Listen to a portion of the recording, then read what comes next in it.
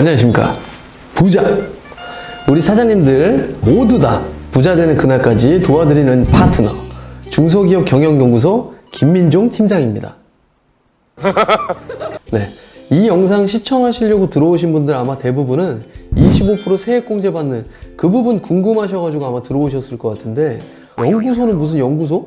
그런 거 대기업에만 있는 거 아닌가? 나는 좀 작은 규모라고 생각하는데, 나는 제조업도 아닌데, 그리고 난 서비스업인데, 아니면 난 도소매업인데 해당이 될까? 이렇게 생각하셔서 아마 들어오셨을 걸로 그렇게 생각이 됩니다. 뭐 서비스업, 도소매업 하면은 뭐 연구할 게 없을까요? 우리 매출이 왜 안 오르는지, 어떻게 하면 매출이 올릴 수 있는지, 그런 거에 대해서 연구하잖아요. 해당되는 업종 먼저 말씀드리고 가자면 안 되는 업종 빼고는 거의 다 된다고 보시면 됩니다. 헛소리 하지 마, 임마. 이게 무슨 말이냐? 안 되는 업종을 먼저 말씀을 드릴게요.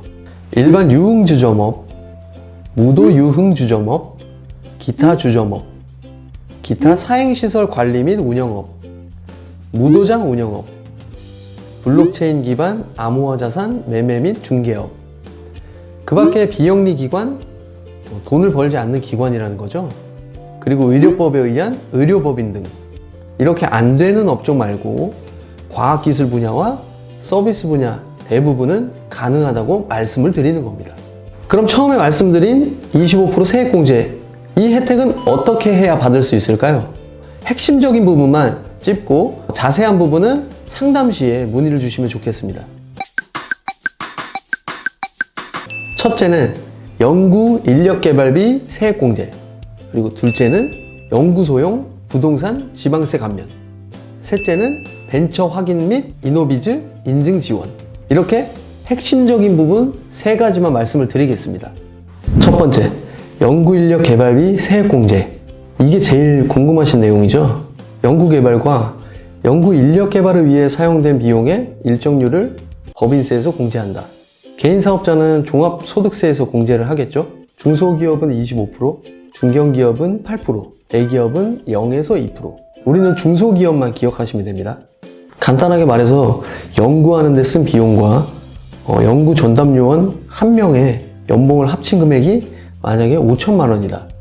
그럴 경우에 대표님이 내실 세금에서 1,250만 원을 공제해 준다는 말입니다. 굉장히 적지 않은 돈이죠. 두 번째, 연구소용 부동산 지방세 감면.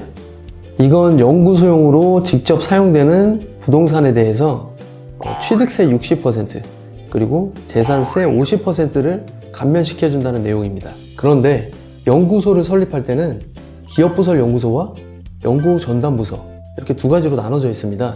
이 혜택은 기업부설 연구소를 설립할 때만 받을 수 있는 혜택인데, 이 부분에 대해서는 뒤쪽에서 인적 요건과 물적 요건에 대해서 설명할 때 좀 자세하게 설명을 드리겠습니다.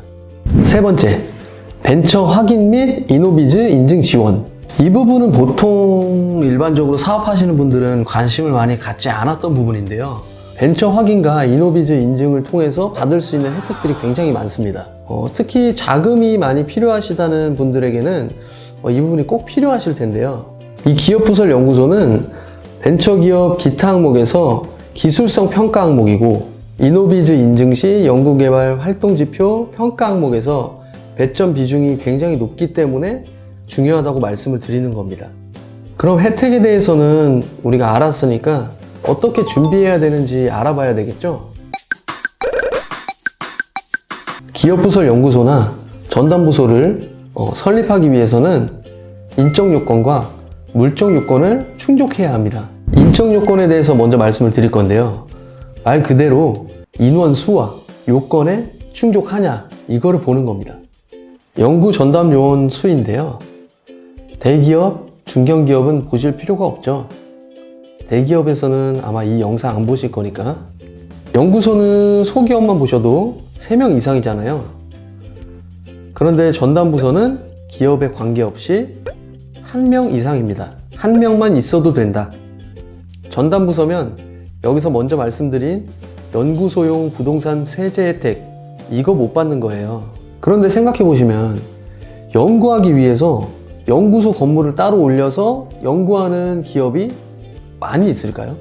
우리는 중소기업 지원 혜택을 보기 위해서 이 영상을 보는 거죠? 네. 전담부서에 연구원 한 명만 있어도 연구가 가능합니다. 그래서 창업 3년 이내의 기업은 대표도 연구원이 될 수 있으니 대표님 한 명만 전담부서에서 연구하시면 되겠죠? 다음 연구원의 자격 요건인데요. 신청 분야에 따라 자격 요건이 조금 다릅니다. 신청 분야는 과학기술 분야, 그리고 서비스 분야, 크게 두 가지로 분류가 됩니다. 과학기술 분야는 자연계, 이공계 학사 이상 또는 기사 이상의 자격인데 4년제 대학 졸업자라는 거죠. 하지만 꼭 4년제 대학을 나와야 하는 건 아니고요. 4년만 맞추신다고 생각하시면 돼요. 예를 들어 2년제 졸업자면 2년의 연구 경력이나 산업기사 이상의 자격, 그리고 마이스터고 또는 특성화고를 나왔으면 4년의 연구 경력이나 기사 이상의 자격을 보유하면 되는 겁니다. 서비스 분야는 자연계, 이공계 상관없이 학사 이상 또는 기사 이상의 자격 또는 서비스 분야 1급 이상의 자격 보유자가 되겠고요. 그리고 자격증과 경력으로 요건 맞추는 건 과학기술 분야와 동일합니다. 또한 자격 요건이 안 된다면 보조원으로 신고해 차후에 경력을 통해 연구원을 준비시켜 놓는 방법도 좋은 방안이 되겠죠? 마지막으로 물적 요건에 대해서 말씀을 드릴 건데요. 굉장히 간단합니다. 우리가 독립된 공간으로 구성이 되면 참 좋은데 그게 불가능하다면 분리된 공간으로도 충분히 설립이 가능합니다.